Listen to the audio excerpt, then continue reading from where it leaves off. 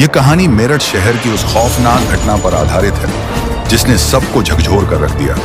क्या वजह थी कि मुस्कान ने अपने पति सौरभ की इतनी बेरहमी से हत्या कर दी?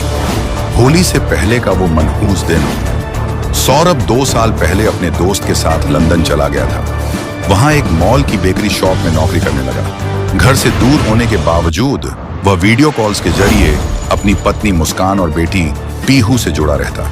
पर इस बार वह कुछ खास लेकर लौट रहा था, अपनी बेटी पीहू का जन्मदिन मनाने। 24 फरवरी 2025 को सौरभ बेहद उत्साहित था। वह अपनी पत्नी मुस्कान और बेटी के साथ समय बिताने के लिए लंदन से मेरठ आ रहा था। लेकिन उसे क्या पता था कि जिस घर को वह अपनी दुनिया मानता था, वहीं उसकी मौत इंतजार कर रही थी। जब सौरभ लंदन में मेहनत कर रहा था, मुस्कान को साहिल नाम के शख्स से प्यार हो गया। पति उसके रास्ते का कांटा था, इसलिए 22 फरवरी 2025 को मुस्कान ने डॉक्टर से डिप्रेशन की दवा लेने का बहाना बनाया और स्लीपिंग पिल्स का प्रिस्क्रिप्शन ले लिया।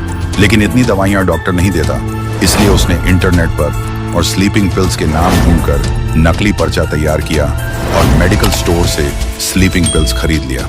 सिर्फ दवाइयां नहीं, उसने पहले ही हत्या का हर इंतजाम कर रखा था। सरदा नगर की एक दुकान से एक तेज धार चाकू खरीदा, एक बड़ी प्लास्टिक शीट और कूड़े भरने के बैग लिए। सौरभ के आने के 2 दिन बाद मुस्कान ने उसे स्लीपिंग पिल्स मिलाकर ड्रिंक दिया, लेकिन किस्मत ने उसका साथ दिया। सौरभ ने वो ड्रिंक नहीं पिया। मुस्कान को झुंझलाहट हुई, लेकिन उसने हार नहीं मानी। 3 मार्च 2025 सौरभ की आखिरी रात। उस दिन पीहू के एग्जाम खत्म हो चुके थे। मुस्कान ने बहाना बनाया और उसे नानी के घर छोड़ा। अब घर में सिर्फ वो और सौरभ थे। रात को सौरभ बाहर से खाना लेकर आया। यही सही वक्त था। मुस्कान ने तुरंत कोफ्ते की सब्जी में स्लीपिंग पिल्स मिला दिया। खाना खाते ही सौरभ बेहोश हो गया। उसने फौरन साहिल को कॉल किया। साहिल दौड़ता हुआ आया। उसने चाकू उठाया और मुस्कान की ओर बढ़ाया। तो पहला वार तू करेगी? मुस्कान ने अपने ही पति के सीने में फैला खंजर घोंप दिया। फिर दूसरा वार, फिर तीसरा। सौरभ बेहोश था, लेकिन दर्द इतना तेज था कि उसकी एक आंख खुल गई। वह कुछ कह नहीं पाया, बस तड़पता रहा। साहिल ने सौरभ की लाश को बाथरूम में घसीटा और उसका सिर धड़ से अलग कर दिया। दोनों हाथों की कलाइयां काटी। फिर बॉडी को 4 टुकड़ों में काटकर प्लास्टिक बैग में भर दिया। पर बॉडी को ठिकाने कैसे लगाना था, इसके लिए मुस्कान ने सुबह होते ही 1100 रुपये में एक बड़ा ड्रम खरीदा।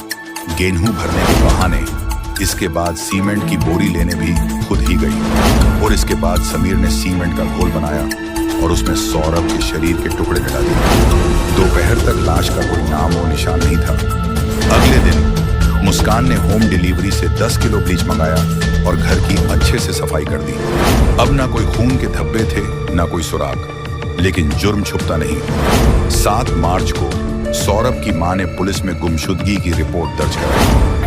जांच शुरू हुई और कॉल रिकॉर्ड से साहिल और मुस्कान का राज खुल गया। जब पुलिस घर पहुंची तो उन्होंने बेसमेंट से ड्रम हटाया। जैसे ही ढक्कन खुला, सौरभ की लाश के टुकड़े बाहर गिर पड़े। पुलिस ने मुस्कान और साहिल को मौके पर गिरफ्तार कर लिया। प्यार के लिए पति की हत्या करने वाली मुस्कान को अब उम्र कैद की सजा थी। लेकिन सवाल यह है कि क्या ये प्यार था या सिर्फ हवस और लालच?